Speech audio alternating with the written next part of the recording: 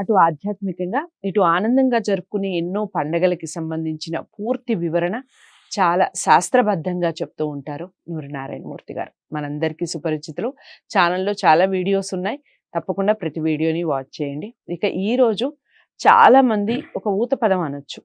ఇంట్లో దరిద్రం తాండవిస్తుంది, అందుకని నాకు ఏది కలిసి రావట్లేదని. దానికి సంబంధించి నారాయణమూర్తి గారు ఏం మాట్లాడతారు, అసలు ఎలా తెలుసుకోవాలి, దానికి సంబంధించి ఏమైనా రెమెడీస్ చెప్తారా? తెలుసుకుందాం. నమస్కారం గురుగారు. శ్రీ మహాగణాధిపతయే నమః, సరస్వత్యై నమః, శ్రీ గురుభ్యో నమః. గురుగారు, మామూలుగా ఇంట్లో దరిద్ర దేవత లేదా జ్యేష్ఠాదేవి ఇలా ఏ పేరుతో పిలిచినా మామూలుగా అందరికీ ఊత పదం, ఇంట్లో చిరాగ్గా ఉంటే ఫస్ట్ మాట్లాడేది దరిద్రం నా నెత్తి మీద కూర్చుంది అందుకనే ఇలా కలిసి రావట్లేదని, దరిద్రం ఎదురైంది అందుకనే ఇలా ఉందని, ఇంట్లో దరిద్రం తాండవిస్తుందని, ఇలా రకరకాలుగా మాట్లాడుతూ ఉంటారు. ఆ పదాల వెనకాల అసలు అంతరార్థం ఏమిటి? నిజంగానే దరిద్ర దేవత వాళ్ళతో అలాంటి పదాలను పలికిస్తూ ఉంటుందా? అసలు ఇంట్లో కలిసి రాకపోవటానికి ఈ జ్యేష్ఠాదేవి దరిద్ర దేవత ఎవరైతే ఉన్నారో వాళ్ళు ఇంట్లో కూర్చుంటారా? చెప్పండి, మీరేం చెప్తారు? పరమాత్మ యొక్క దివ్యమైనటువంటి సృష్టిలో చెడు మంచిని సృష్టించాడు పరమాత్మ. చెడిపోయింది, చెడగొట్టబడింది. చెడిపోయింది అని ఒకడంటే చెడు పోయింది అంటాడు ఒకడు. చెడిపోయింది, చెడుపోయింది. ఈ చెడు పోవాలి, మంచి రావాలి, గృహాలు ఆనందంగా ఉండాలి. మరి దేనికని అందరూ అనుకుంటున్నా చెడు దేనికని జరుగుతున్నది? దరిద్రం దరిద్రం అనేటువంటి మాట పెద్దల నుంచి ఎందుకు వస్తుంది? దరిద్రం అనేటువంటిది అసలు ఆ పదం ఉన్నదే, అది కేవలం ధనంకే అంటున్నారు అందరూ, కానీ శాస్త్రం అది కాదు.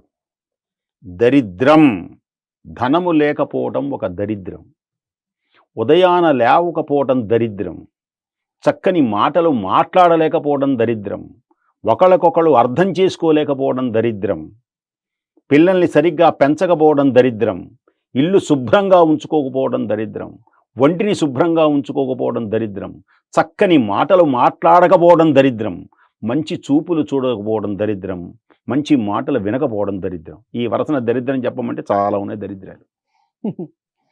మరి ఏ దరిద్రమో ఏదో ఒకటి ఉంటుంది. ఏదో దరిద్రం దండకం చదివినట్టుగా ఉందండి. దరిద్రపు దండకం. ఎందుకనంటే ఇవన్నీ దరిద్రం కిందనే వస్తాయి. ఇవి పోవాలి కదా. ఇవి పోవాలి అంటే ఏం చేయాలి? ముందు అన్నిటికీ ప్రధానమైనటువంటిది మనస్సు అన్నాడు భగవద్గీతలో. ఒక ఉదాహరణ, తెల్లని కాగితం ఉన్నది. తెల్లని కాగితము ఎంత స్వచ్ఛమైంది, చాలా బాగుంటుంది, దానికి ఏ మలినములు లేవు. అయితే ఈ తెల్ల కాగితాన్ని తీసుకొని వెళ్ళి పకోడీలు దాంట్లో వేసి పొట్లం కట్టాడు. పకోడీలు అయిపోయినాయి. అప్పుడు కాగితం వాసన చూడండి, పకోడీలు అయిపోయినాయి, కానీ కాగితం పకోడీ వాసన వచ్చింది. కొందరు మసాలాలని తింటారు బాగా, రోడ్ల మీద పిల్లలు. ఆ మసాలాలన్నీ కలిపి దాంట్లో వేసి మసాలా తినేసి కాగితం వాసన చూడండి, మసాలా వాసన వస్తుంది. లేదు ఇంకొక పదార్థం వేస్తే, మల్లెపూలు వేయండి ఆ కాగితంలో, కాగితానికి మల్లెపూల వాసన వస్తుంది. అంటే ఇప్పుడు నేను ఈ ఉదాహరణ ఎందుకు చెప్పాను? ఆ కాగితం స్వచ్ఛతనం ఉన్నటువంటి స్వచ్ఛమైనటువంటిది మలినమై దరిద్రంతో ఉన్నదిల్లు. దేనికని? అతని యొక్క చూచేటువంటి చూపులు, వినేటువంటి మాటలు, చేసేటువంటి స్నేహం, మనస్సులో ఇన్ని చెడ్డ ఆలోచనలు ఉన్న తర్వాత మనస్సులోని యోచన, మాటలలో సూచన, కర్మలో ఆచరణ. మనస్సులోని యోచన, మాటలలో సూచన, కర్మలు ఆచరణ ఎప్పుడైతే శుభ్రంగా ఉన్నదో, దాని పేరే త్రికరణ శుద్ధి ఉన్నదో, దరిద్రం అనేది ఆ ఇంట్లో ఉండదు. చెడు ఆలోచనలు పెట్టుకొని పైకి మరొక రకంగా మాట్లాడతారు కొందరు, దానివల్ల దరిద్రం. అంటే ఏకత్వం అనేటువంటిది మనస్సుకి, మాటకి, కర్మకి ఏకత్వం అనేది లేదు. ఈ ఏకత్వము ఏర్పరచుకోవటమే పవిత్రత. ఈ ఏకత్వం ఉన్నటువంటి వాడే పవిత్రుడు. అతని నోటి వెంట వచ్చేవన్నీ మంచిగానే వస్తాయి. అతడు ధనము లేకపోవచ్చు, కానీ ఆనందిస్తాడు. దేనికని ఆనందిస్తున్నాడు? ధనవంతుల కంటే ధనము లేని వాళ్ళు చాలా ఆనందిస్తారు. వాళ్ళకి దరిద్రము లేదు. మనం కారులో వెళుతూ ఉంటాం, రోడ్ల పక్కన చూడండి, కొన్ని చెట్లు పచ్చగా ఉంటాయి, కొన్ని చెట్లు ఎండిపోయి ఉంటాయి. దేనికని? పైన కనపడేటువంటి పచ్చదనం, ఈ పైన కనపడేటువంటి ఎండిపోయినటువంటి ధనం వీటి వల్ల కాదు. ఆ భూమి లోపల వేరు లోపల ఉన్నటువంటి నీటిని తాకుతున్నది, అందుకని పచ్చగా ఉన్నది. కనపడనటువంటి వేరు భూమిలో ఉన్న నీటిని తాకటం వలన అది కనపడుతున్నది.